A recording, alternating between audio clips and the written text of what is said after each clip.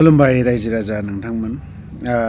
मैयाबो सासे आरो बिनि सिगांबो साननैसो सिगां एनडिएफबिनि कयेकजन सानै फासि नांनाय लोगोसे आरो जायफ्रा जेलाव थैजासिम थानायनि मोनसे अर्डार जादोंमोन ना बियो दिनैहाय थांनाय जानुवारिनि 30 तारिखआव बेफोरो बोखारजानाय जाबाय। निथुल दैमारिजों लोगोसे बिष्णु नार्जारी बिसोर सानैनि गेजेराव सानैजोंनो मोनसे थानायाव बिथांमोना केस दंबावोमोन। बिष्णु नार्जारीया मैयाहाय बिथाङा बेलाव मोनबाय। लकेल थानायावहाय मोनसे केस जानाय बियो बेल मोनबाय। लोगोसे निथुल दैमारी बिबो केसआ बिना बेल मोनदों। थ' थिग बेफोरबायदिनो निथुल दैमारियाबो गुबुन मोनसेयावहाय जायगायावनो बेबो सनितपुरावनो बिश्वनाथ सारियालि ना बहाबा बिथांनाबो दा केस दङ मोनसे। बिबो गाबोनहालागै बेलाव मोननो थांगासिनो दङ। थ' बेफोरबायदिनो साफानि उनाव साफा बेफोरबायदि बेल मोनगासिनोबो दङ। लोगोसे निथुल दैमारिनिया केसआ आवगोलहाय बिष्णु नार्जारीमोनजों बिष्णु नार्जारी आरो ओरैहाय चिरांनि सासे बिसोरथ' फासिनि अर्डारमोन। निथुल दैमारिनिया बिथांनिया माने हल लाइफ जेलावनो थानांगौमोन, साजा मोनदोंमोन बिसोरो। दा बियो बे केसआ थांनाय जानुवारियावनो उइथड्र जोबस्रांबाय आरो बेयावबो बिथांमोना जेल सिंनिफ्राय उदां जाबायमोन।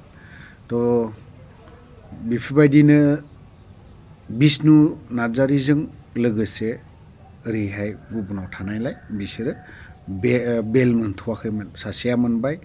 निथुल दैमारिया गाबोनहाय आसा खालामदों बिनि जाखिनि बेल मोननांगौ बियो गाबोनो हयथ'बा मोनगोनफोर बायदि जों खोनानो मोनदों।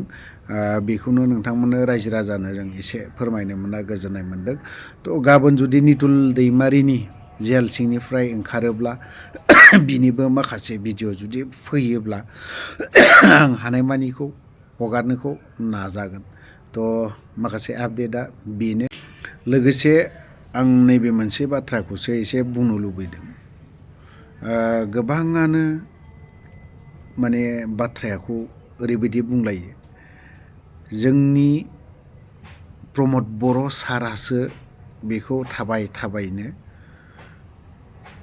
बरननाय जादों प्रमद बर'नि आमोलावनो। नंगौ, आं नोंथांमोननि बाथ्राखौबो मानिदों, गनायदों। प्रमद बर'आ मा खालामदों? अनलि फाइनेन्सियेलि हेल्प खालामदों। बे नांगौ फाइनेन्सियेलिखौबो खालामाखै नङा, प्रमद बर'आबो खालामदों। लोगोसे आं बेखौसो बुंनो लुबैदों, जायफोर सोरबा गोबाङानो बुंदों जोंनि प्रमद बर'आ सारानो मावबोखानायमोन, जाम्बाफोर बेफोरबायदि बुंलायनायखौ नुदों। थ' बेफोरबायदि होनलायालाफानो नोंथांमोननि माखासे बाथ्रा बुंनाय बायदिब्लाथ' माने बिसोरो दासिमबो थाबाय थानांगौमोन बेफोरबायदिसो। जायफोर नांनानै बेफोरबायदि दावहा नांनानै बिसोरो दिनै जेल जानाय।